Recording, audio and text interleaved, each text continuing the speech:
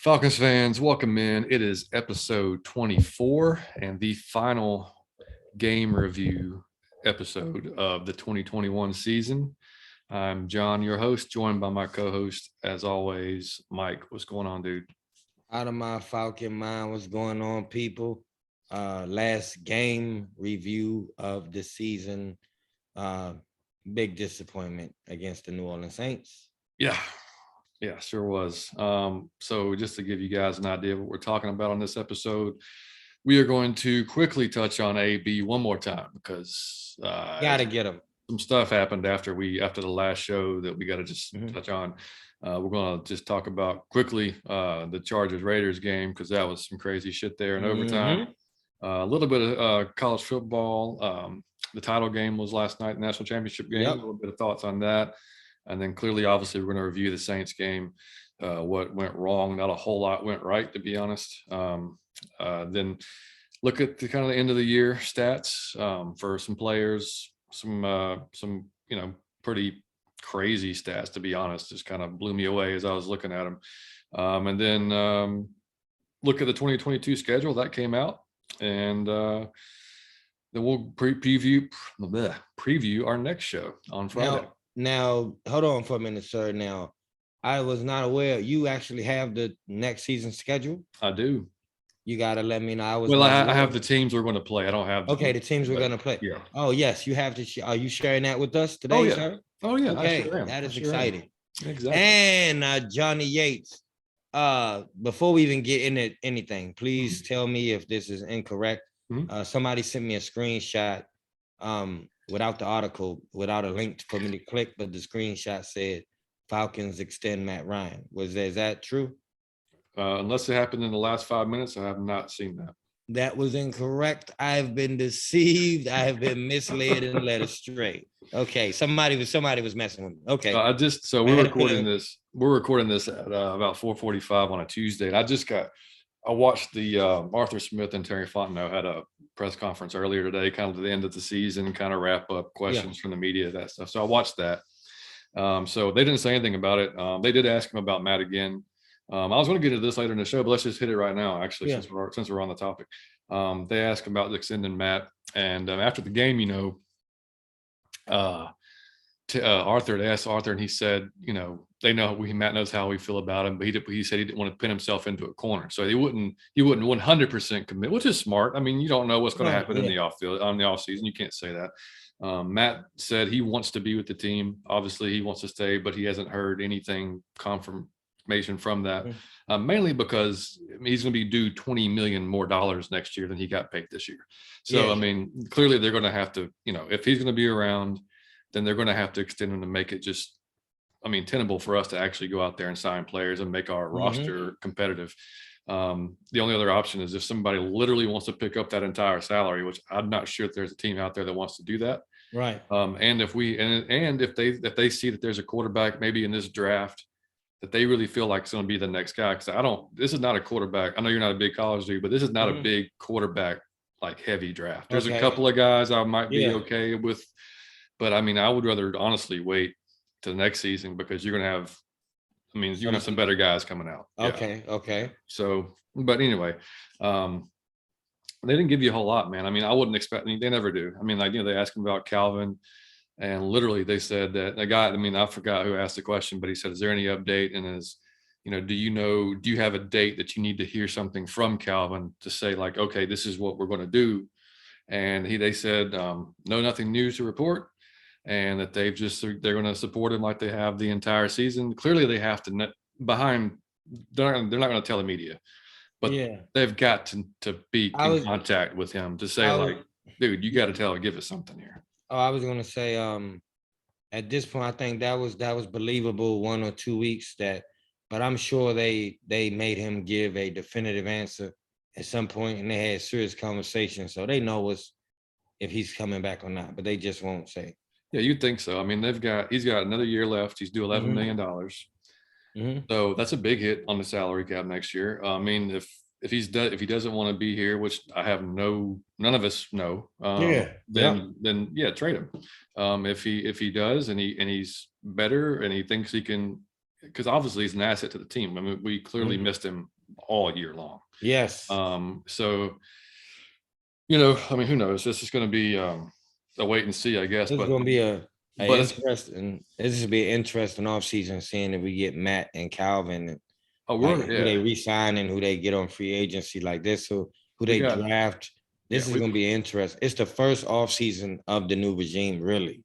So that they can really sink their teeth into and kind of, because you look at it, man, we've got 31 players under contract for next year. Well, 33 now. We signed 2 new guys, which I'll mention later in the show.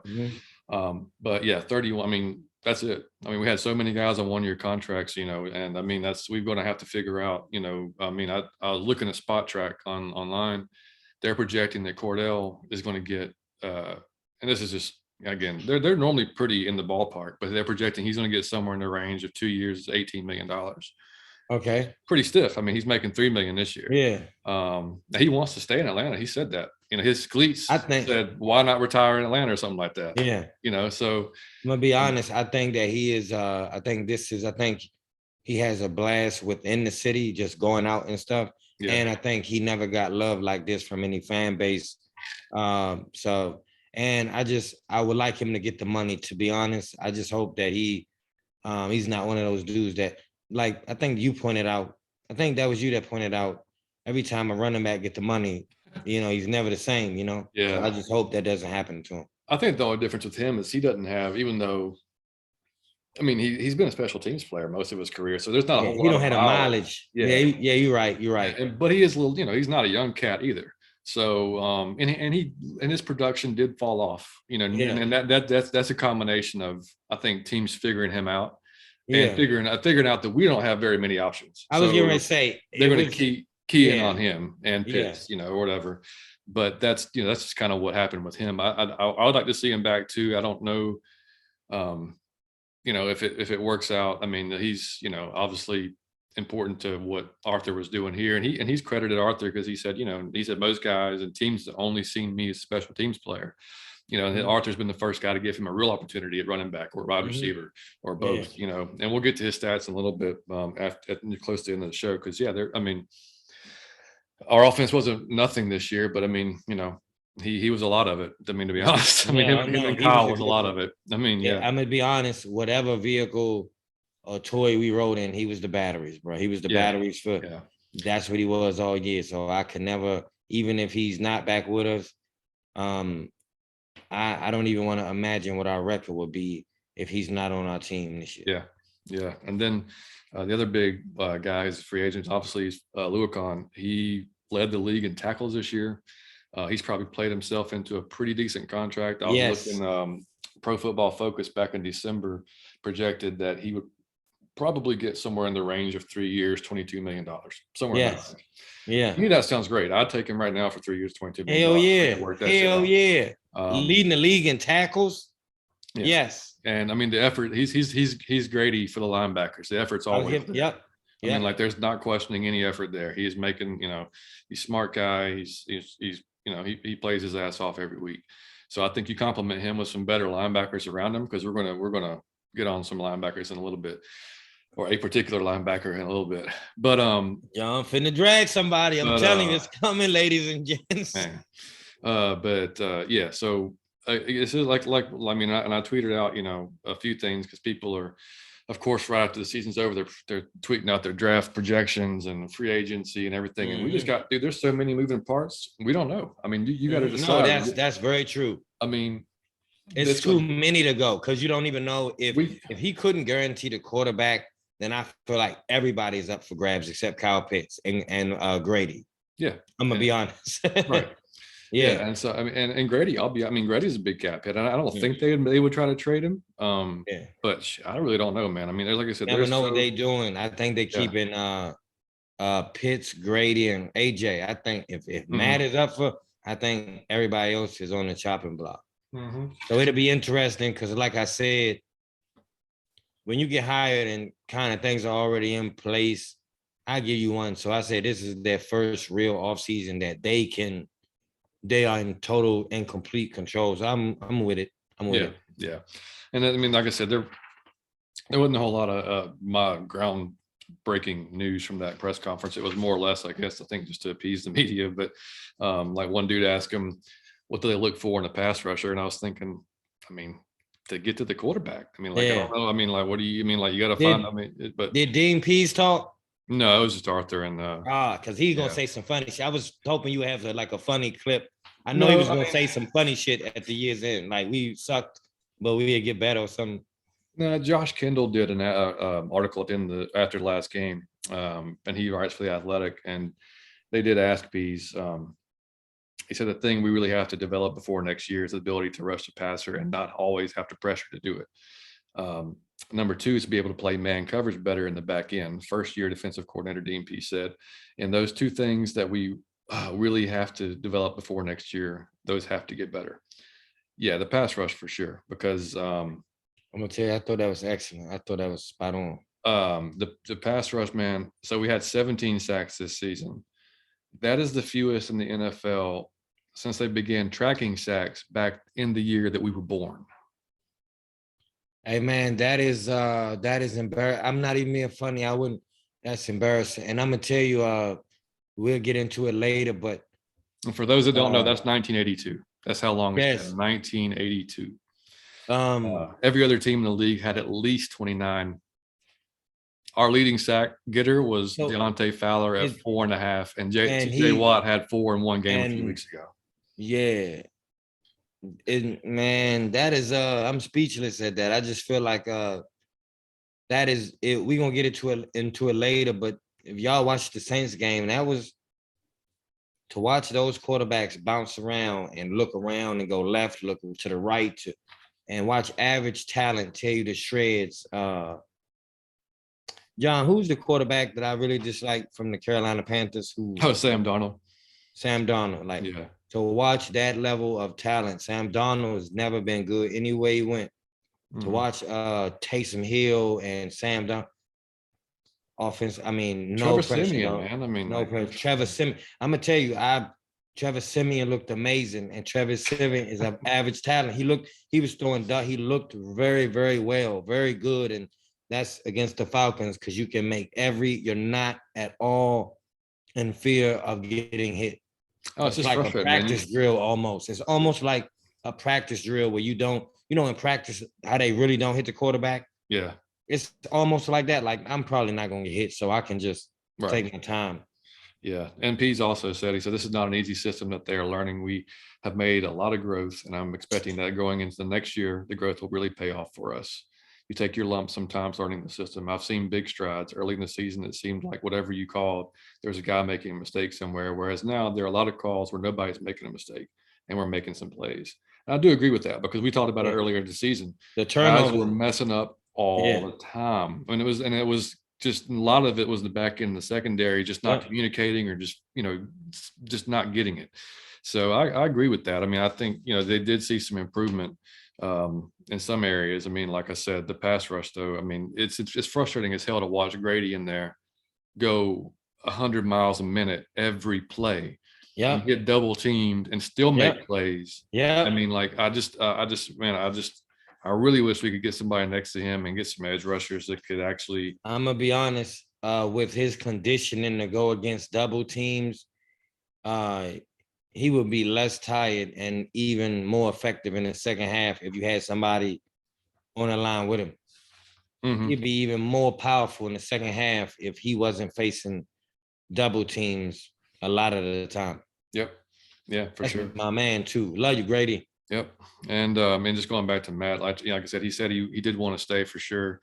And they told him about the stats, and he said that the statistical stuff is very nice. I'm proud of it, but at the same time, I really care about winning and wanting to play in the playoffs and making a push to win a championship, which is, what you expect Matt to say. He's not going to say anything else remotely close to, bragging on himself. That's not what he does.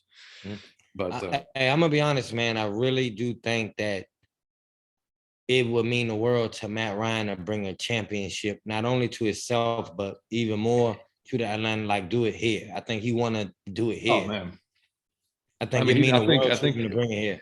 Yeah, I think that would vindicate everything for him. Yeah. I mean, somehow he's been able to put the Super Bowl behind him, and I can't even do that. So I mean, and I'm not even, I can't imagine being the quarterback in it, but I want to say like man, he got to hear that shit. You know how, man, like this because you listen to the sports shows and everything, but literally every game, about half the fan base turn on Matt, even if we win. And, they drag him and we lose, about 60% of Atlanta Falcon fans, every game we lose, Matt Ryan need to go. He holding us back and all that. So I wanted to say this, man. I have a note. I really made a note. I just want to, let's get this part out of the show. I'm going to do this real early in the show. This could very well be his last season with us. And I was watching him play against the Saints, and it was fucking emotional because I knew I was like, maybe like this is it. And Matt, I thought about a few weeks ago, we was really, really hard on Matt, like, and I apologize for that, but I wanted to amend that today too and say this. What Matt Ryan did with that line, I have no complaints again. Matt Ryan made a few bad passes that Matt Ryan did some dumb shit a few times in the season, but even that was a result of now I'm almost out of my mind because I'm getting hit so much and I'm getting pressure so much. I got to get this ball out of my hand. So I'm not even, I hold Matt Ryan not. Matt Ryan had an excellent season for that line he had. The Hayden Hurst pass. Did you see that Hayden Hurst pass? Yeah. Like Perfect. Matt Ryan is the truth, man. I love you, buddy. You my favorite player. I love you. You my bromance. I love you, buddy. I wish you the best of luck. I hope you stay. I want you to get a ring, but I want you to get a ring here even more. And I just wanted to say that overall, Matt Ryan's stats might not be overwhelming this year because of the situation, but really look at, we would not have our record this year without Matt Ryan. Matt Ryan came through for us this year and got his ass kicked. Matt Ryan got to be like, thank God the season is over. I know he hurt and it's something we don't know about. He getting hit too many times. There's no way. Man, I'm sure shit all over him, bruised and, messed up. So I just wanted to say thank you, Matt Ryan, man, for giving us another one in the midst of a shit team, man. I love you to death, buddy. I have nothing bad to say about you. Please come back. I'm glad you said that because I don't know if you saw the tweet I put out a few days ago from our account. I loved it. I loved it. I loved it. So I'm just going to, for anybody that didn't read it or doesn't follow us, if you don't follow us, go follow us at Audi F&I. Yeah, I loved it. Because like you said, and I see it all the time on Twitter, and like we've talked about before, Twitter is like, 3/4 assholes, that's what it is, so, but there's 3 different sections of maybe even 4, I don't know, of Matt Ryan fans or whatever you want to call it. So there's the unconditional love section, right? Mike is the president of that. Right, I'm the CEO. I'm the founder. Right. That but I mean, whatever you want to call it, Matt Ryan defender, like whatever you're going to stick up for no matter what. Yeah.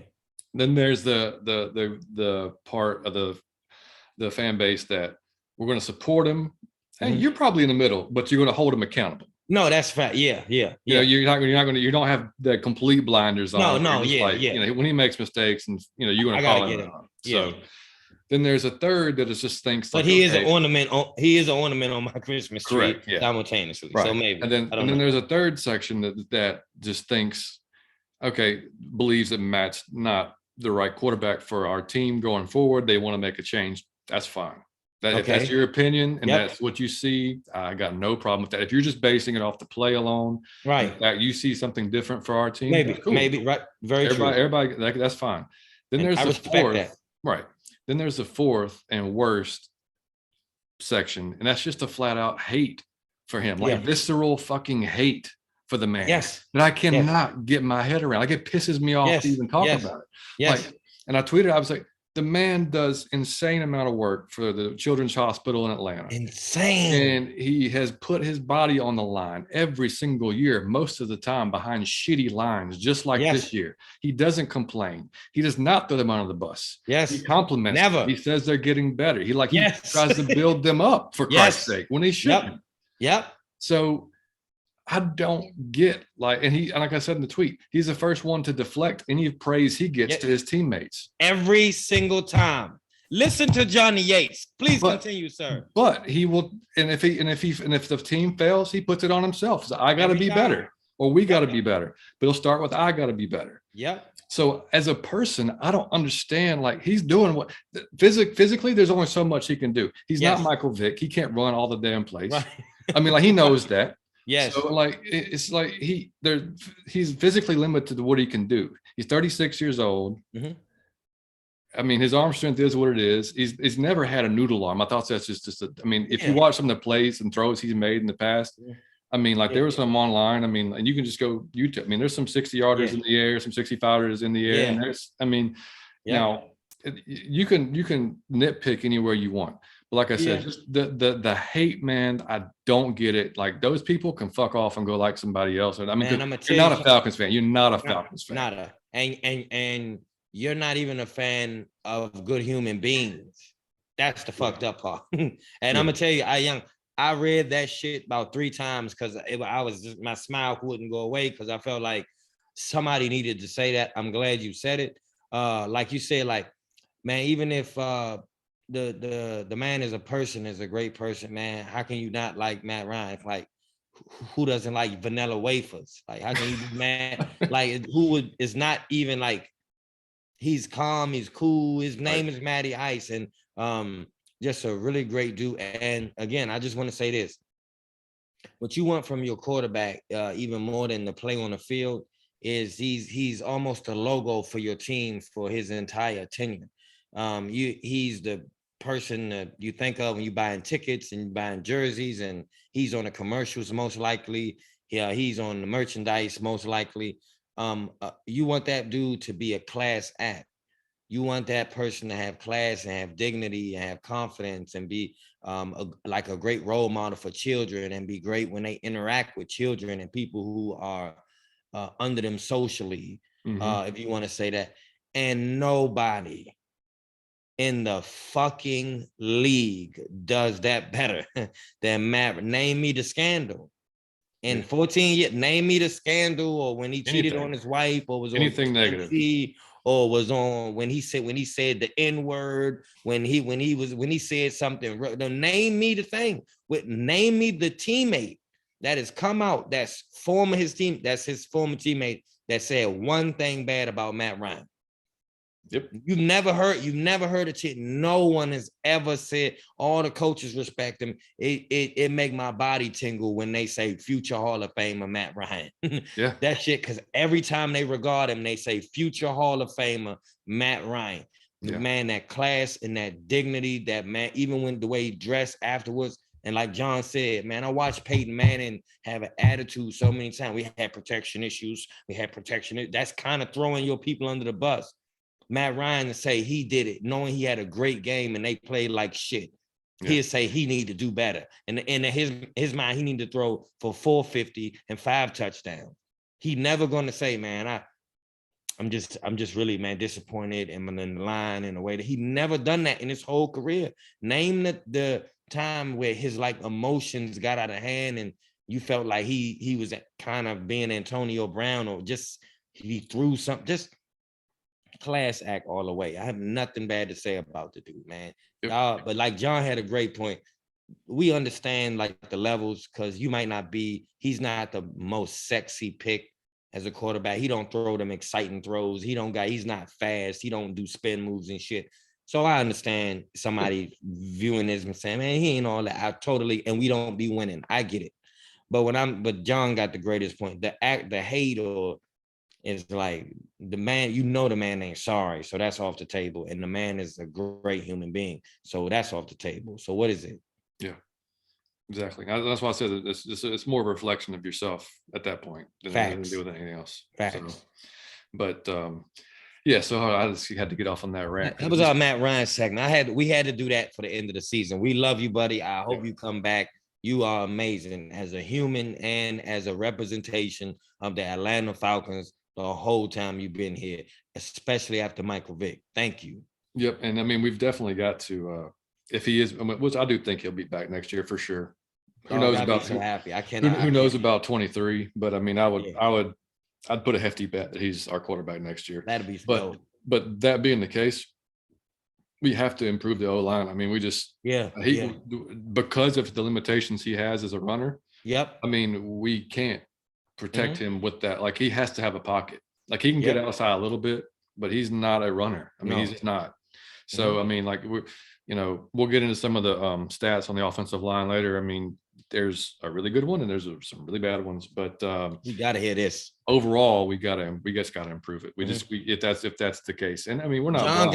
John got the goodies. John got the years, the season stats, the teams we play next year, and the coaches wrap up. That's right. Let's get it, Johnny Aints. All right. So we totally just jacked up our script and kind of went in reverse a little bit. That's fine, because you know what? We can do that. That's fine. We can do it. So to jump right back to AB real quick. So this dude, we had a debate on the last show kind of with Chris about whether or not A, he's a dickhead, or 2, he needs help. Okay. And Chris, thought he kind of needed help like what other people do. You're born on the line, so he's a dickhead.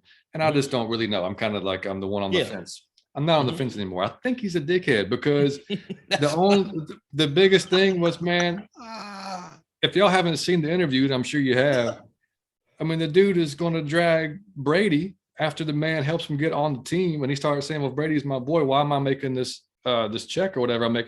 Dude, that's on you, brother. Mm-hmm. That's why you're making that money. Yeah. No, but that's not Tom's fault. He ain't your agent. Mm-hmm. You wouldn't be playing in the league at all, no matter what your check was, if it wasn't for Tom Brady. Man, I'm gonna tell you something. Without even getting into that, because like I said, if it's alleged, I don't know. I don't like to even accuse nobody of nothing. Yeah. I say this: that dude was tied to some pretty serious stuff and some pretty nasty stuff, some pretty wild stuff. Yeah, the whole league got away from you. Mm-hmm. One person vouched for you. In the entire, and none of your other teammates was by your side. It was Tom Brady and Deion Sanders was your friends, man. And Tom invited you into his house with his friend Bruce Arians didn't want you. Tom Brady vouched to Bruce Arians for you, man, to invite a man around your children, to invite a man around your children and then have him go and say anything bad about you. Man, fuck you, and you go to hell. That's so. Like I said, I don't mean to speak down on mental illness. If that man got it, by all means, go get some help. But what I'm saying is, when you are perfectly sane in certain situations, then you just be. I don't see the crazy. He's not putting your Fruit Loops up his fucking nose. He being a dickhead.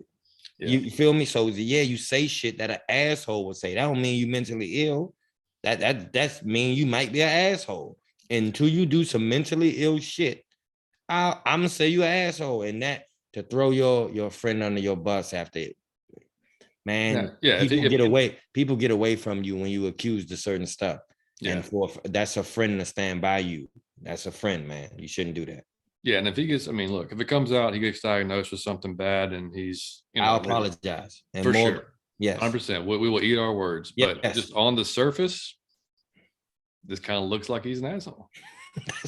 You heard it here first. On the surface. Now, I'm not a doctor. On the surface. Exactly. Yeah, exactly. So, and then real quick, man, the Chargers Raiders game, man. So it goes into overtime.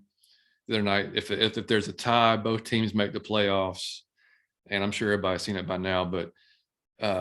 Raiders run the ball twice near the end of overtime, looking like they're going to just run out the clock, and just get it down in time. We just go home and happy. Everybody goes home as in playoffs. And then Brandon Staley, the Chargers head coach, calls a timeout on third.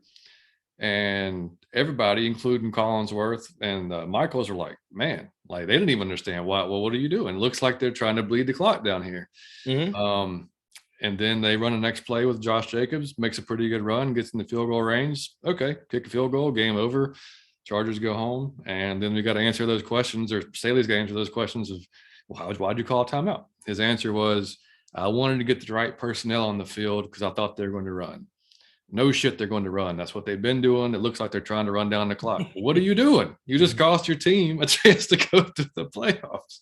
I'm gonna ask you something, John. In your wildest creative brain, what do you think the logic was? Do you think he was telling the truth, that he was trying to get personnel, or you think he was doing something else? I guess, but you can't. I mean, like, they even asked the Raiders coach after the game was, hey man, we all talking about kneeling or just running out the clock if you got a first down? He said, yeah, we discussed it, but then he called a timeout. And so we thought, okay, well, maybe we should go try to, win the game at this point, because I mean, so you saying he cost his team a playoff spot from calling potentially an erratic timeout? Yeah. What was what?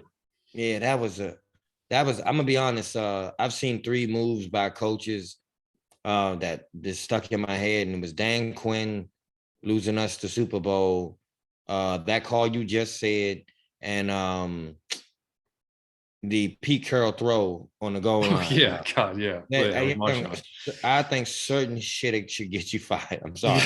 I don't care what certain shit. When you buckle under certain event, here's what I say about Kyle Shanahan. All I wanted, I'm a very forgiving person. All I need to know, I don't have to agree with your logic. That's the type of person I am. We do not have to agree on, as long as I understand you're following a line of logic, I'll respect it. Mm-hmm. I just wanted Dan Quinn to follow. I wanted to follow his line and say, okay, well, I see what he's saying. It didn't work, but I see where he was going. Right. I like to hear explanation. And that shit you just said, I would love, how's he not fired? What's the explanation? Our personnel for a run? What do you need? I mean, 11 guys should be able to stop it, right? Yeah, 11 football players should be able to stop a run. But I mean, yeah, I mean, and you could see players talking, like Chargers players talking to Raiders players after the game, and there's a few shots of them saying, like, we all going to, kneel, y'all gonna run the clock, and then Raiders like, yeah, we're going to, and it's just like the look on, I mean, particularly Austin Eckler, look on his face after talking to one of the guys was just like, you got to be kidding me. Be honest, you got to hate your coach after that. Yeah. Secretly. Yeah. But I mean, like you and I talked about briefly, I mean, that's a rivalry. That'd be like us just giving in to the Saints and saying, okay, look, let's both make the play. Fuck no. Yeah. I want to beat the Saints and let them go home. And that's so, for the Raiders fans, I mean, I'd have been not pissed, but I'd have been, well, I don't know, I might have been pissed. I might have been if they didn't go for, like, the win when they had the opportunity to. Yeah. But yeah, so that was just a little tidbit there. And then finally on to the national championship game, man, last night. So everybody, tell us about it, Johnny Yates. Tell us about it. Everybody knows I'm an Alabama fan, and they lost. Obviously, everybody knows that by now. But like I said last week with Chris, I thought I projected we would win a close game, a 1-score game. But it would not surprise me at all if Georgia won, because the team I saw in the national championship, or then the SEC championship game from Georgia, was not the team that I watched play all year long. Okay. Because that defense is special. Especially that front seven is a special group of guys. Okay. And I just felt like after they got beat the way they did in the SEC championship game, if they kept it close in the first half into the third quarter, that they were not going to let up. I mean, they had that. To me, they just had that feel like it was just going to be. So I wasn't very confident. You could ask Chris. Chris and I were texting, and he'll just tell you I'm always negative with it. But I mean, I just there were some plays that went our way, and then Bryce had a couple of uncharacteristic throws for interceptions, but we did lose. Jameson Williams went down, looked like an ACL, but he went down early in the game. And I saw some guys tweet, online, like, well, Alabama didn't have the number 1 and 2 wide receiver. They're missing their top 2 corners. That's all true, but all these guys are on scholarship. They're all 4- and 5-star guys. Right. Got to step up. Somebody's got to step up. It's the national championship. Yeah. And so, there were some plays that should have been made that weren't. So, I mean, I'm not going to get into a lot of it, but I mean, congratulations to Georgia. Congratulations to Georgia fans, because I have a lot of friends that are Georgia fans that have been just suffering. It's basically like being a Falcons fan, pretty much. I mean, to be honest, I mean, they've been suffering for a long time. The last time they won a national championship, the Rubik's Cube had just been invented a few months prior. Damn, that's like Back to the Future time. 41 years, man. Yeah. 41 years. Man, that's so dope. I think that to have, well, not in the same year, but the same sports year, the Braves and Georgia winning. You know, that's kind of that is really cool. Yeah. I mean, like I said, it's not the outcome I wanted at all. But like I said, I mean, if we're gonna lose it, I'm just fine. I mean, with not fine, but I mean, I'd rather lose it to somebody like Kirby and Georgia than to like Ohio State or some other. So let me ask you a question. At what point was there a point at the game? No, okay, I'm sure it was. At what point during that game did you realize like this is probably gonna get away from this is probably gonna go the other way? Like, did you have a feeling at some point like now this like nothing's working? It was 9-6 at halftime, so it was a big defensive type battle. We had some opportunities in the red zone, did not capitalize on. Their defense stepped up. Play calling I thought was okay. Bill O'Brien's been up and down all year. He's for the most part been good. There's been some situations though he just shaky. I mean, I just don't know what the hell he's thinking. But the second half we went up by 5. I think it was 18-12, I believe. I think maybe 18. What was it? I remember. Anyway, we went up by basically one score, and the very next possession, I mean, we couldn't stop them. Had an offsides, and Stetson Bennett threw a long pass for a touchdown. So it was a free play, and he threw it. And then to Stetson's credit, because Chris talked about that too on the last show. For Georgia to win, Stetson needed to have a really good game. He did say like a really good game. The defense had to pressure Bryce because they didn't do that at all in the SEC championship. Both those things happened. Stetson had a good game. He made the throws. He didn't have a great game. You could tell he was definitely nervous and getting knocked around a little bit. But man, he made the throws we needed to make them. I mean, and to be a walk-on, and to do, I mean, that's fantastic, man. I mean, congratulations to him. But what stars did you see? Was there any stars in the stadium? Did they pan to? Was it famous? I mean, both sidelines had the former players there. That's so dope. Yeah, that's so dope. A lot of former players on both sidelines. Yeah, so that's pretty cool. So like I said, man, I mean, I'm happy for all my Georgia friends because, like I said, they just been dying for this to happen for so long. Yeah, and so. And it's, we'll be right back there next year, man. I mean, Georgia's going to be good. Alabama's going to be good, so it's going to be, Bryce Young will be back for probably his last year, I'd assume. John's energy right now is of the opposing coach that just lost the Super Bowl. It really is. It really is. Hey, I got to give him the credit, but we're going to be back next year. It really is. That's the way it is. But man, watching, if you get a chance to watch it, go back and watch it on you. Watch Will Anderson and Christian Harris, man. Like with the two guys, Will Anderson we talked about on the previous show. He's going to be a top 3 pick next year. Now, this guy, he's got one more year left. Well, actually, he's got 2. He'll probably come out after next year. Is he the cornerback you was telling me about? No, he's a pass rusher. And he is a special dude, man. I mean, he's going to be a top 3 pick for somebody. Like Will Anderson. Love to see his ass wearing red and black. For us, the Falcons. I mean, and then Christian Harris is actually, I did a mock draft. I actually had him. I picked him up. We'll get into that later on, but another show actually. But because we got plenty of time to talk about mock drafts. Yes. But I mean, they couldn't find much of an answer for both those guys. I mean, they were just in the backfield making plays, making tackles. So there was, but in the same sense, man. I mean, those linebackers for Georgia are so fast, so. I mean, just impressive, man. I mean, both a lot, like Chris said, there's a lot of guys playing on Sunday on both those teams. Did Big Jordan Davis have a good game, or did he? He did. He got in the backfield a few times, made some plays. Did? Yeah. I mean, he wasn't the star of the show, but I mean, he did definitely a big part of that defensive line for sure. That's dope. Yeah. So anyway, like I said, congratulations UGA, and looking forward to next season, seeing what's going to happen there. So on to the crappy Saints review. Yeah, that's our high dollar. special effects that we do. Yeah, that's the soundboard we got. We do our own. That's the soundboard, ladies and gentlemen. Donate, please. On a budget. Yeah, right.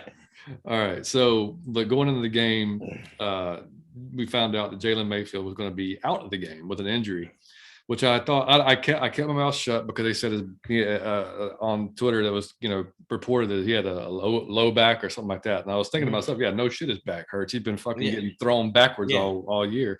Yep. But I didn't say anything. And then we found out Pitts was going to play, probably not full strength because he had the hamstring injury in the previous game against the Bills. So Colby Gossett played in place of Mayfield, and I was tweeting with some guys online, and one guy was like, so happy that Mayfield's not starting, and I was like, well, the bar is pretty low, so why not see what you got there at that point? Bad thing is Colby, and you think about it though, if Mayfield's still starting, then the guy below him, there's a reason that's still the case. Yes. And he was not much better than Mayfield, so it didn't really matter. Dude, other than the turnovers, the back-to-back possessions with the turnovers, that's back-to-back plays. That's killer. Yep, killer. Kills all moment. The team dies after that. The team energy is like, we probably gonna lose. Yeah. Dude, McGarry, I'm done with McGarry, man. Hey, I'm done. So you always said Mayfield. I'm gonna tell you what I tried not to say is I was always done with both of them. McGarry has glimpses. That's the only difference. That's right. And I'm gonna be honest, I can't on the offensive line, you can't have mostly glimpses. We need you mostly to do your fucking job, not to once in a while. Oh, he did do a good block. Nah, man. So you gotta go. I don't hope you. No, I can't say that. Not at right tackle. You can't be super so good at right tackle. And the effort, dude, did you see some of those plays, man? Like, no, I'm gonna be honest. What are you doing? Barely anything. I'm gonna be honest. It looked like your feet too slow. It looked like they come, and when you react, they already gone. Yes. It just looked bad. Yeah. It was ugly. But Matt was under pressure as usual most of the game. So I gotta say this: the Saints offensive line, kudos, man, to keep up, man. To those dudes was looking like, man, I don't even know. They had probably them jerseys had to be pristine. Yeah, I don't even think they hit the ground. Them jerseys, they ain't got green on them. They don't got grass. Those jerseys could be sold at auction for high price, man. Yeah. The Saints offensive line, I was impressed by. Yeah, and you look at the team stats, it's pretty easy to see why we lost. The final score obviously was 22-13. I'm sorry, that was not the final score. The final score was 30-20. But the first downs, they had 22 to our 13. They had 369 total yards to our 257. They ran 71 plays to our 48. Dude, they held the ball for almost twice as long as we did. Literally. Yep. 39 minutes to our 20. It was just doing whatever you want to do. You running the show. Yeah. They were 16 for 24 between Taysom Hill and Simeon passing. Matt was 20 for 33. Rushing yards, 195 to our 62. Kamara went off. He ran the ball 30 times. It was, and like I said, the turnovers, you take the turnovers out of it. Mike Davis had a bad day, obviously those two fumbles, and that dude, now I'll say this, and he tweeted out that, he basically just said, he had a terrible day. It was not how he wanted to end the season, whatever. And just took total, whatever. He took total, what's the word? Ownership. Thank you. Of the game. And then the tweets after that, one was like, "No shit, Sherlock," and that shit just drives me crazy, man. What are you? Do you think what more do you want him to do? What do you more think? Can he say? Right. Yeah. He's doing a job, and he sucked at it that day. Yeah, and he said just that. I was doing my job, and I fucking sucked today. So you can't be like, Yeah, that's messed up. I Dog, we got to be better fans here to our players. I I'm not don't saying get it, man. I don't get it. I mean, we have to be better fans. When we turn on our players so fast here, they can have it. Man, I'm gonna tell you something. I'm not saying Mike Davis is all of that. Mike Davis had a pretty good season. Especially like, man, he had a pretty good season for us, man. So, man, he had a bad game, which every nigga, when you have a bad game, you have a bad day at Taco Bell when you making burritos. You can't even do that shit right. Or like you can't even bag the groceries without having a bad day. Like you can't type at your keyboard like you have an attitude in your cubicle. So give everybody an opportunity to have a bad fucking day, man. You know, it sucks, but like, do you think he walked up there going, all right, well, fumble it twice a day. I'm gonna, no, dude, he gives 100% too. He's one of those guys that you don't have to worry about, like as far as effort goes. Yes, I mean, like he's going to step in front of any blitzing linebacker he's going to take on.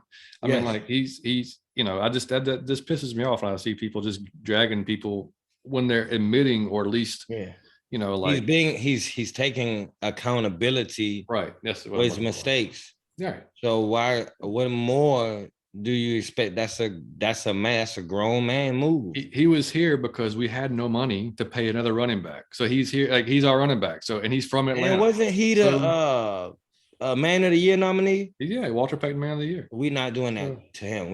No way. The man of the year nominee for our team can have a bad game. Y'all gotta know we're not doing that to him. No.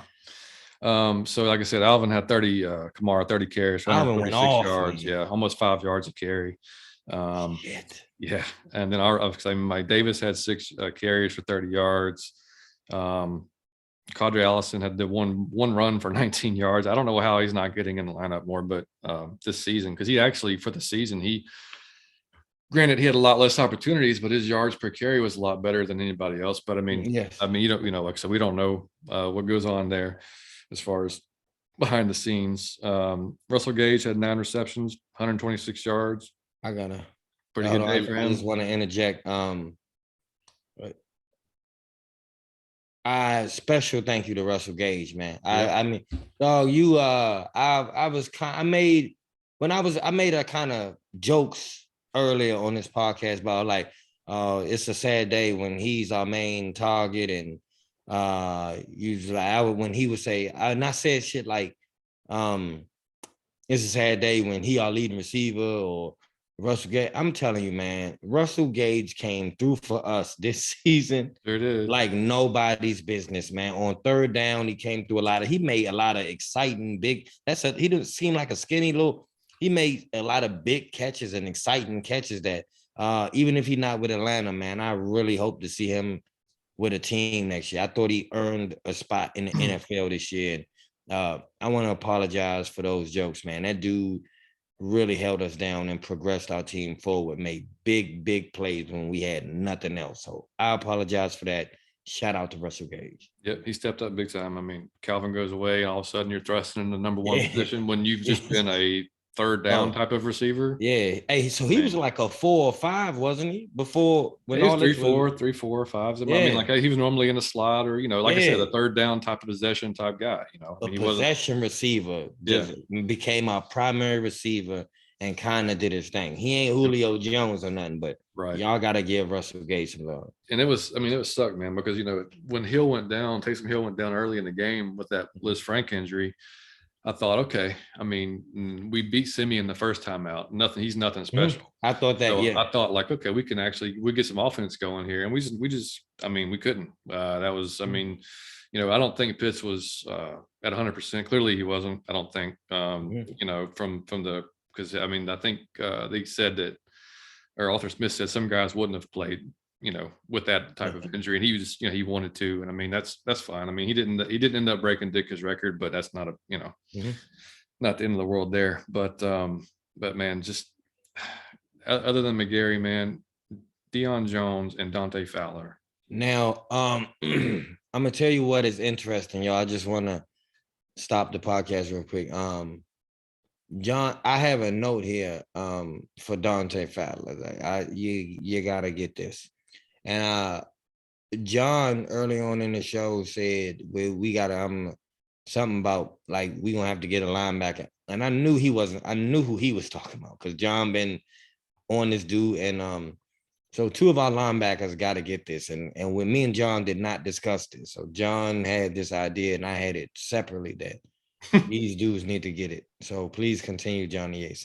We love y'all, but some people got to get it. So let's get it.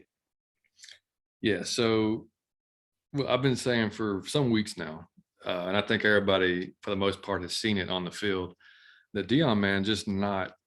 I mean, he's just not the same player, and whether it's a combination of I don't give a shit anymore, or I don't want, I'm playing for my next contract. I don't want to get hurt. I don't know what it is, but man, some of the effort, it's just, you can't deny it now.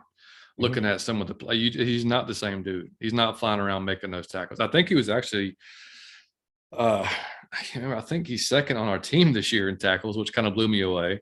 But just the effort, man, it's just not there. And I mean, and Dante Fowler, dude, I mean, we've talked about him ad nauseum. I mean, like he's got all the tools you would think would make him a good pass rusher. That's what's mind blowing. But he's not. It's just like there's no results to back that up. Like I said, 4.5 sacks on the year. And he's an expensive 4.5 sacks. No, yes. I mean, big time. I agree with John. I'm gonna tell you, John, I did not probably because just man, fandom. I wasn't even viewing Deion Jones. I view him as Deion Jones all the time. Until you said what you said, then I'm start watching him. And again, you watch, like John said, some of the effort. I'm not even saying you heard or nothing. Some of the effort plays, you like, man, Deion, that's what Deion do. So that's like when he cutting off, that's what he does. I'm like, he fly around the field and make all type of tackles. When I feel like he gave up on some of those plays, or he gave a half-ass effort, and he could have got to the ball player, he didn't.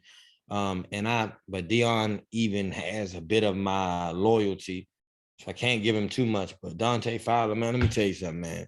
I never met you. That is my Vic Beasley for you. You know what I'm saying? I'm not being funny. It's so frustrating to watch a person that's you're tall, you're athletic, you're strong, you're fast, you have moves, you have everything, and you just don't get sacks.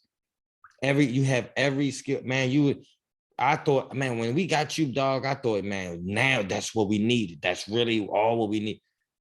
And then, I mean, no production. And maybe you was learning a system, and I'm speaking out of turn, but I don't think so. I think that they've overpaid you, and your best days are behind you, sir. And I hope you do film study. You need to do better, man, because we will have you next year, and you need to perform for what we paid you, man. That he's my greatest disappointment of an Atlanta Falcon all season. Yeah, I mean his we can just go ahead and get into the Pro Football Focus, the grading for the week, and this is per Evan Burchfield of the Falcoholic. Dante Fowler 40.9, which is pretty par for the course. Deion Jones 34.5, one of his worst of the year.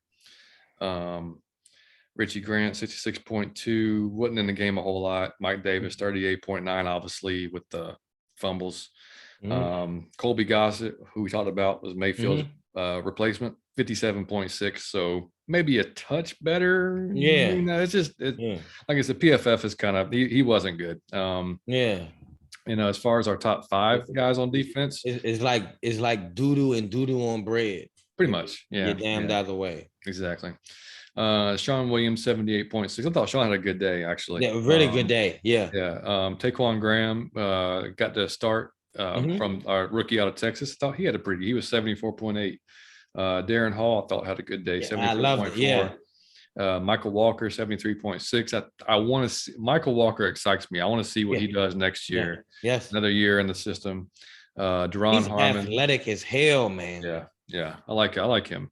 Yeah. And then Deron Harmon 72.7 was the other one for the top 5 on defense. And then on offense, Russell Gage, we talked about 90.9, leading the team. Russell there. Hayden Hurst 84. A lot of that because of the touchdown and everything.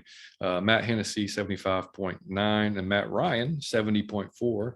Ice. And Olawode Zaccheaus at 70.2. So, it's kind of the same old. We didn't mention Chris Lidstrom, but he was the only guard in the league this year to not allow one sack. How about that? And then on the other side of him, on the left guard, Jalen Mayfield allowed the most sacks. Wait a minute. We had the. Wait a minute. Mike's head just went. Wait a minute, because I gotta figure something out. Hold on for a minute. Are you telling me that we had damn near we had the offensive lineman who allowed the least amount of sacks and the offensive lineman who allowed the most amount of sacks at the guard position? Yes. Yeah. Offensive line. Yeah. At the guard position. Yeah. Okay. Yeah. Crazy. And then also per Evan Burchfield, of the 19 rookie guards. That is a hell of a seesaw. Like, you got to know, right. That is like, I'm sure, and oh my God, I'm sure this is fucked up. Exactly. Like, that's crazy. Yep. I mean, as soon as Matt hikes the ball, he's got a side eye going to the left side. Hey, listen, he can't say it, but because that's like, I'm sure he's gonna do his thing, and I'm damn sure he's not. Yeah. Like, damn, that's crazy. Mm-hmm. That's an insane, damn. Yeah. Atlanta Falcons. Yeah. And like I said, this is per Evan Burchfield. Of the 19 rookie guards, Jalen rated 17. I don't know who the 18th and 19th is. That was my question. Yeah. And this is, like I said, this is just the PFF ranks, which can be, they don't tell the whole story there. But no surprise, out of the 14 rookie tight ends, Kyle Pitts number one. He had over 1,000 yards receiving this year, so not too bad. And there were some other ones that's just not really worth talking about. But yeah, I mean, John, yeah. Did you happen to pull AJ's cornerback rank? Well, we just found out today, actually, that he is an All-Pro. NFL made him an All-Pro, as we thought they should have. That means the world. I mean, John actually said, like, you didn't give him Pro Bowl, make that man All-Pro, and then still get it. Thank you. What did I tell y'all? John get somebody fired. John get somebody. What did I tell y'all? What John says happens. I'm telling you, John is the Illuminati. John in the Illuminati, man. I wish I've had that kind of connection. I could do other stuff. I ain't got that, man. He got that secret handshake, man. I tell you, man. No, he was. Yeah, I mean, as far as the season goes, I mean, the three picks. I did a comparison because Fabian Moreau took a lot of shit this year from both of us and from the fans in general, right? Yeah. And I think part of it was because AJ was doing so well, and part of it was because Fabian just. I mean, if AJ's not seeing the ball thrown at him, then that's going to be the other guy. You're getting all of them, yeah. So I looked at it both as a whole, and the completion percentage on AJ was 50%, which is outstanding. Okay. The completion percentage on Fabian 62.5. So, obviously not as good, but not like oh my God. I would have thought it was worse. So total yards allowed by AJ was 218. Total yards allowed by Fabian was 404, so almost double there. So okay. And then AJ had 3 picks, Fabian had 0, which is kind of sucks because you like to have your corners at least picking off a few balls every year. So I take that for what it's worth. I mean, maybe he's a guy who comes back in year 2 and is, I don't know. You don't know. I'm not ready to throw him out yet. But I'll be honest, man. Him and Harmon. Him, Harmon, and Hall, I bring back, bro. I'm being honest. I like to learn because I think a lot of defense is learning the system and not giving them an excuse, anybody, but young players struggle more with learning the system. So maybe year 2, like John said, we see something different. But I like those 3 guys. I thought they got their ass burnt a lot this year, but maybe you need to get burnt to learn. Oh, I'm supposed to be here instead of there. Yeah. And I mean, we heard all year long that from Pease that Richie Grant had a hard time kind of grasping the playbook, and he got a little bit more playing time. He was inconsistent, like you kind of expect some defensive players to be. So I would like to see a big jump from him in year two. I hope his ass is in the playbook all season, all off season, trying to figure, trying to get more comfortable with it. I think he's got the potential to be good. And you'd like to not have one less thing you have to worry about to fill. So I think he has, and John has believed in Richie Grant since day one. I just want to say don't let me down, Richie. Don't let me down, bro. Yeah, don't let him down. You can go back on the podcast and see. Yeah, I mean, and looking at, like I said, the yearly, I mean, Luakon obviously led the league in tackles, 100 and I believe 92. Yep, 102 solos. Deion Jones, 137 total tackles, 87 solos. Grady Jarrett with 12 QB hits, which is, I mean, for him to, I mean, that's pretty solid for. Man, he getting doubled. You got to remember. Yeah, I mean the sacks. We already talked about that. Pathetic. We got to turn up. I know we had that streak of one turnover per game for however long, but we got to stack those up, man. We got to be more of a turnover team, because that's because they help our offense out and score on some of them. Yeah, exactly. Offensive side, man, Matt was sacked 40 times, which was the sixth most actually. Now he was hit more than anybody. He was hit 84 times, or 85, which is by far the most.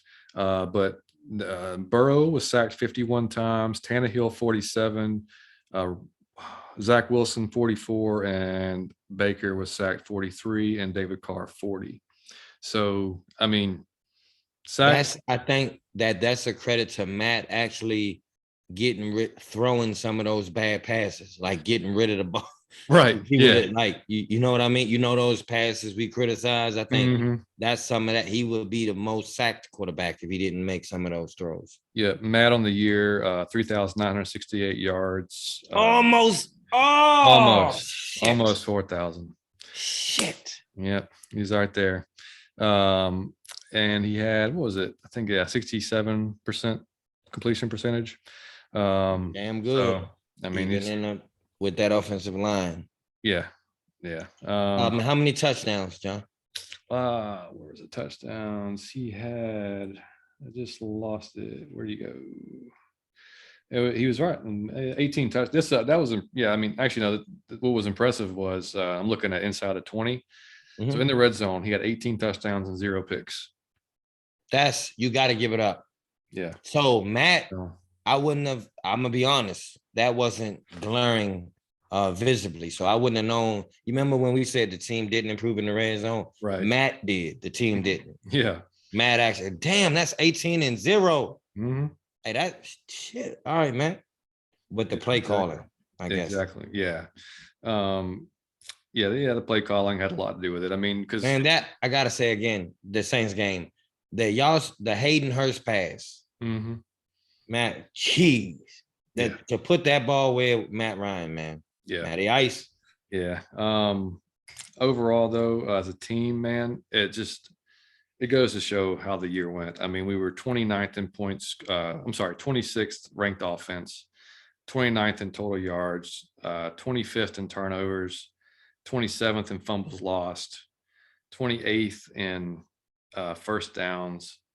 I mean, rushing, we were 29th in attempts. We were 31st in yards. We were 27th in TDs.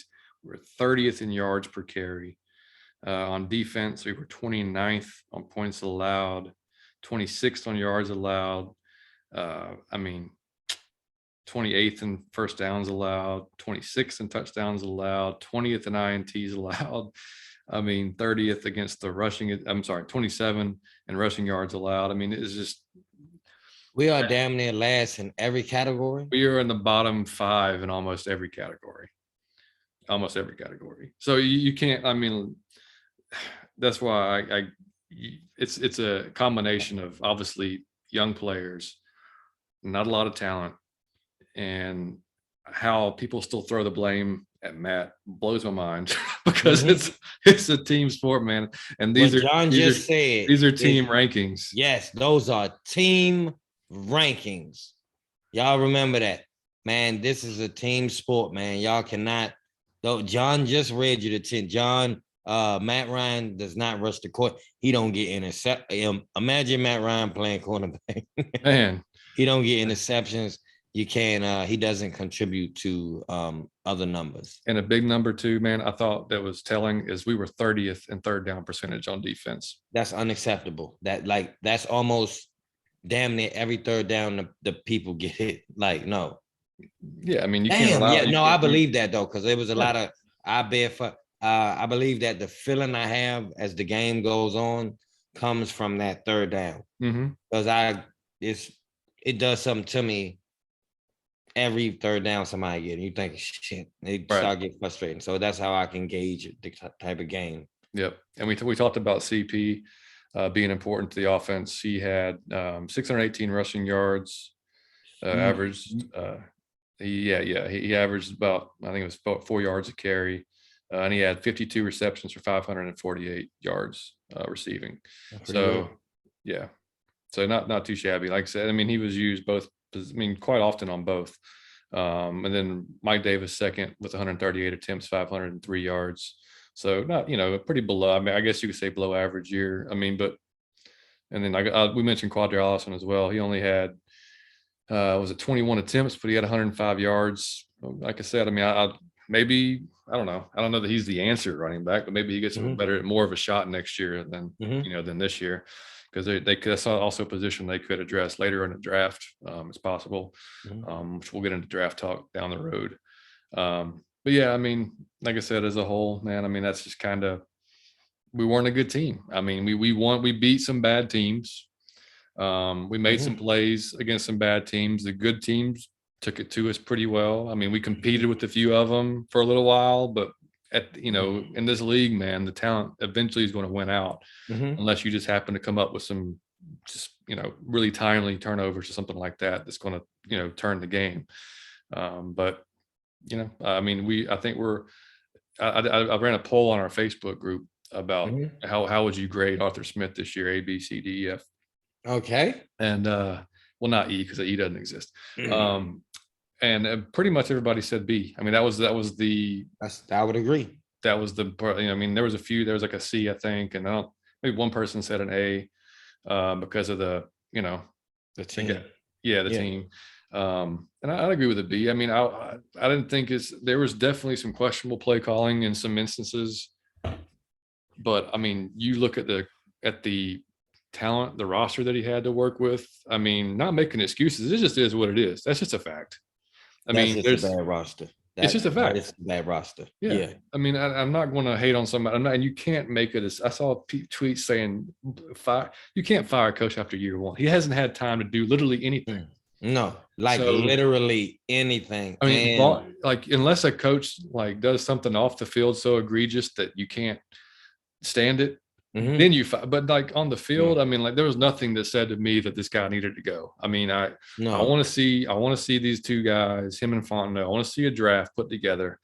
I mean, clearly we got holes, but I'm kind of excited. I mean, there's not a shortage of things for us to talk about this offseason. And I'm gonna be honest, I wanted to beat the Saints. I thought I hate the Saints, their rivalry, but I said this: as long as we play hard, if we lost, I wouldn't be mad because the last game in the draft. Yeah, So we moved. I still wanted to beat the Saints. I don't want to throw the game, but if we lose, we got another position in the draft.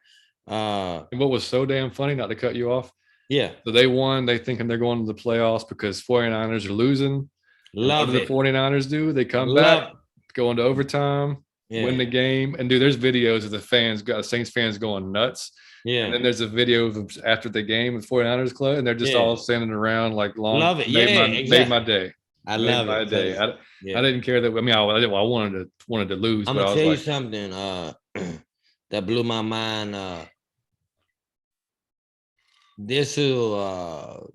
That dude from the Saints did the dirty bird. I thought that was disrespectful as hell. You know what I mean? One dude went over and punched the logo, kick and punch the logo.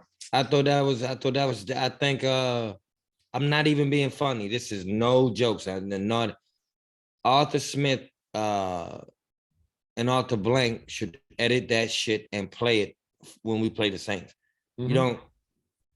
If not, you did the Dirty Bird and punched the logo. Hey, next time we play, can you remember what you did the last time? That's all I'm saying.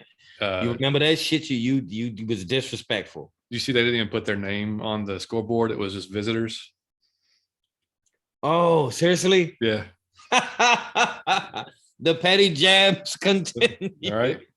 Yeah. So yeah, I mean, but yeah. So there was a silver lining that they didn't make the playoffs. They're going to be sitting right next to us, watching everybody else play. Because you can't tell the story now. The story is only a great story when we say, you remember when we beat y'all thought y'all was gonna. Now it's no story. We both sitting right at home. And I gotta say this too. Hey, if you beat us twice, you're going to the playoffs, but you couldn't do that. It could beat us at home. So sorry.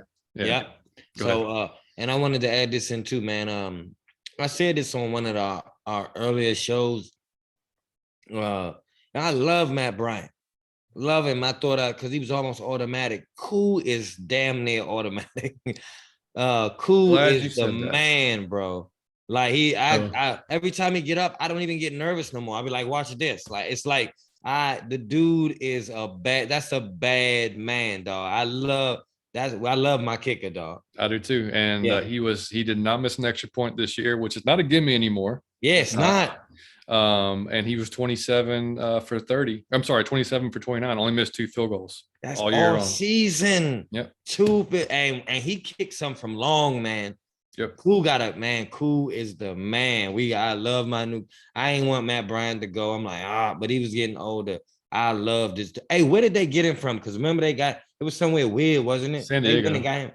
I think San Diego cut him. I believe it was. Okay, he was with San Diego.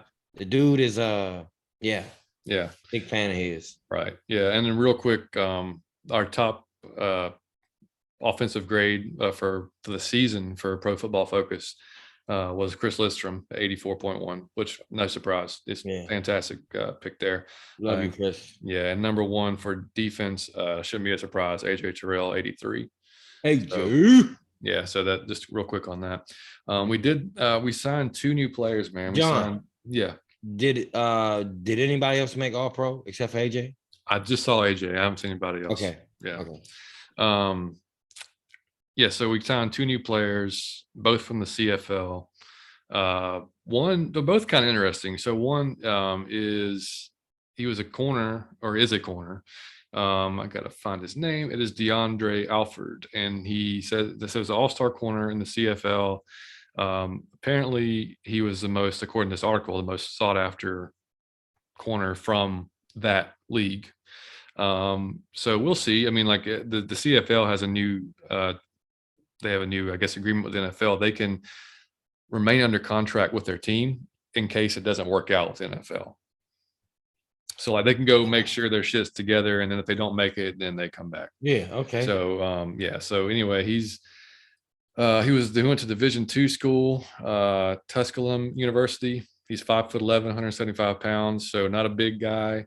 But if he's gonna be a cheap option to come in and give it a shot, hey, that's what I'm saying. Yeah, right. The one that intrigues me now is the receiver. We took Braden Linnaeus. I guess that's how you say it, Linnaeus. He was a former Husky, went to Washington University. The dude is 6'5", 230 pounds. So, and what is I gotta see it now. You seen him play? I haven't seen anything. I was gonna try to pull up some stuff on YouTube from CFL days to see what it looks like. Now you actually chose in correct order. What do you mean? The draft? Is this your mock draft? Oh no! This is 2 guys we just signed yesterday or day before yesterday. I thought you. So we already got them. Yeah. These are guys from the Canadian Football League. So we got the big receiver already.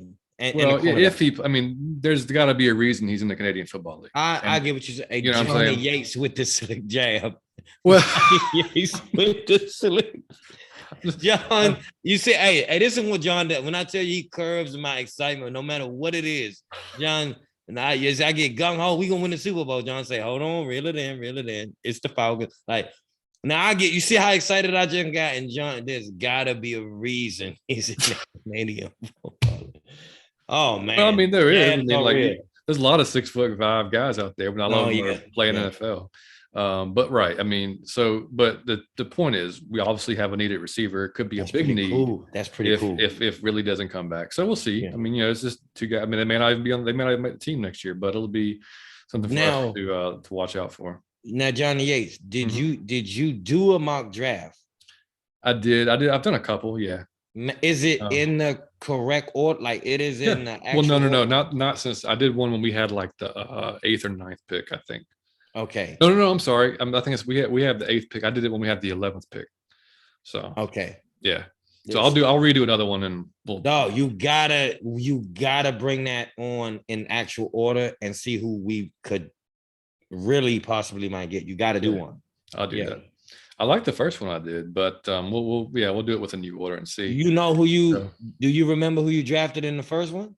Well, it was right after like the talk about Sauce Gardner at Cincinnati was picking up, and then you told me about him. Yeah, and so but he declared, and they rated him as the 5th highest corner, which kind of surprised me because he's damn good. But there are some good corners coming out. Derek Stingley from LSU, which Chris can tell you all about. He's going to be number 1 corner.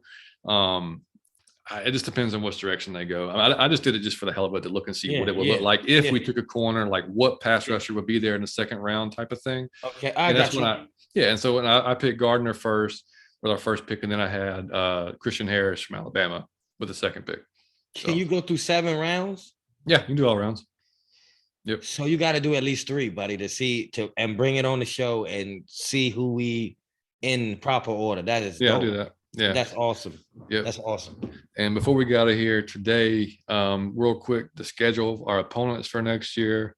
So other than our individual opponents, which we all know, our home schedule is going to be not easy. We have the Arizona Cardinals coming in. We've got the San Francisco 49ers coming in. We've got the Cleveland Browns coming in. Great, that's gonna be exciting. Yep, Pittsburgh Steelers, Chicago Bears, and San Diego Chargers. So we got a tough home ride next year. Yeah, the Cardinals, the Chargers. Ooh, that's a good. Yeah. Now the road doesn't get much easier. We are going to Baltimore. We are going to Cincinnati. We are going to LA to play the Rams. We're going to Seattle. And we're going to Washington. We're gonna play the Redskins. Mm-hmm. Or their new team, their new name will be revealed on February 2nd. So I'm told. I will be at that game. I will be at when they play the Redskins. We always go. So yeah. So I wonder what they're going to Washington. That's going to be Rubik's cubes. Yeah. So it's going to be a tough ride, man. So we could be in for a kind of similar season. Yeah. Now, John, just off the cuff, before the draft, before free agency, before you know what Matt going to do, just off your gut feeling, what's our record next season? Yeah, I don't even know what to, because there's so many variables, right? Yeah, you can't even. I couldn't even tell you. Just looking at the pure strength of these teams and knowing what we have, it doesn't look great. Because honestly, like I'm gonna say undefeated. Of course you are. Of course you are. Out of my Falcon mind, ladies and gentlemen. I'm gonna say 3-15. No, right. Out of my Falcon mind. Yeah, we'll talk about that more once we got an actual roster set full of players. Yeah. But yeah, dude, it's just gonna be a tough one. Like I said, I don't think fans need to think that we're gonna make a run next year. I think need is to be ready for a little bit more pain, but some more growth, I think. And if you look at the roster, you should expect that to be the case anyway. But anyway, man, so that pretty much closes out the show. Johnny Yates. Yes. Before we go, in the theme of this football season, underrated, overrated. The theme of the Atlanta Falcons season we just played. I want to do underrated. All right, go ahead. I want to do offensive lines. That was mine for the season. I think that I really thought about it, and I think Matt Ryan and the Atlanta Falcons have taught me that not that I ever will have a football team that the most important piece of a football team is the offensive line. You cannot, nothing else. You can't run, you can't pass, nothing else goes without your offensive line. And we don't, I think a lot of quarterbacks we give credit to and we think are amazing are really mediocre talent with an offense, with a great offensive line. And a lot of quarterbacks that we think are shitty are really dope quarterbacks with a shitty offensive line. You know, so I just think offensive line are really underrated, and they don't get credit when they do good. You won't know about them. Offensive line is so important, man. Offensive line is my definitely. I have put zero thought into this. So with overrated, I'm going to go with and just because from a national standpoint, you hear the commentators every week talking so like Deion Jones overrated because every week they're like, there's Deion Jones. I'm like, y'all haven't watched all year long. Yes, like he makes one tackle and they're like, and they just start Deion Jones, amazing. It's like throwing bouquets of flowers, and I'm like, that's the first tackle he's made in 3 weeks. Yeah, like, or the first, I mean, so you know, that's not fair. He was second in our team in tackles, but just like I said, we watched every game. We watched every snap. Every snap of every game. Yep. It's just, I mean, from a national standpoint. I got to ask you something, John. Yeah. What you see in Deion Jones, do you believe is fixable, or you think it's like one of those over the hill things? I don't know. I don't know. I don't think he's over the hill. I think he just wants out. I don't think he likes to. Ooh. Because to me, like I said, if it's an effort thing, like which it kind of looks like it is in a lot of cases, maybe he just doesn't want to play in this type of defense. I don't know. I mean, he's not a signal caller anymore.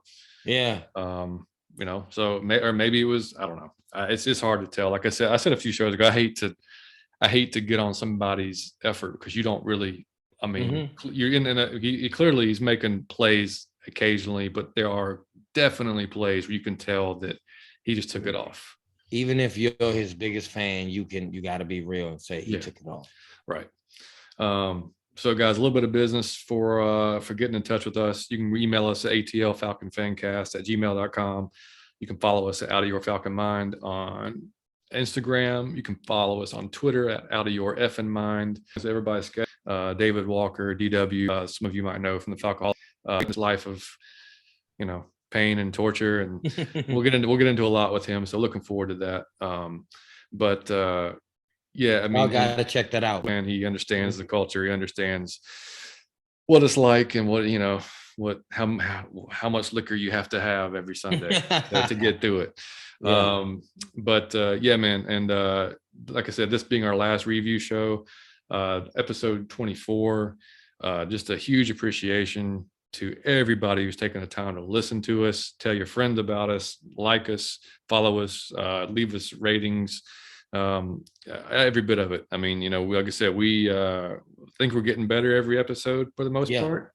Yes. And definitely getting more comfortable with it. So, I mean, we couldn't and we wouldn't keep doing it if our listenership was crap. So it's if it was just our grandma and our friend. I want to say this though, to piggy 6, 5 or 6, 5, 6. And we had a blast, and early struggles with the technology and the equipment. We are old. Yes. Just going through it, learning, adding different things to the show. We, like John said, we got more comfortable, got more listeners, got more family to join the podcast. This has been a great ride, man, and I love y'all for that. Every review, every question, every comment. This was a great we had fun this season. I think that's that's the first thing we said was we was going to create dope ass group of just building on that at this point. Yeah, those we got were great. I mean, great, man. Yeah. All people was cool shit. And activity out there, man. We just want to be positive and have a good time. Of course, we're going to hold our team accountable when we need to. But I mean, we had a black man. And they had fun with us, but also, y'all gotta give appreciation to Johnny Yates. I don't do. Let me tell you something. I am in my mind like I'm 72 when it comes to the internet. Right. So I literally just learned how to FaceTime last year. Okay. So I know how to check. So y'all got John is doing y'all soon, or is it look like it's jumping out the screen, John did posing, shit like that. It's dissipation is what man podcast. But man, we already first season of doing this, we said we will not be stopping. We'll just be the first of our guests that we're gonna have on. We're gonna have on some other guys clean. We're scheduled to do that on Friday. If anything changes, we'll let everybody know. Yeah. But yeah, so I hope everybody has this. What's this, Tuesday? Like I said, yeah. So everybody have a good rest of the week. We'll catch y'all on Friday. Again, cannot thank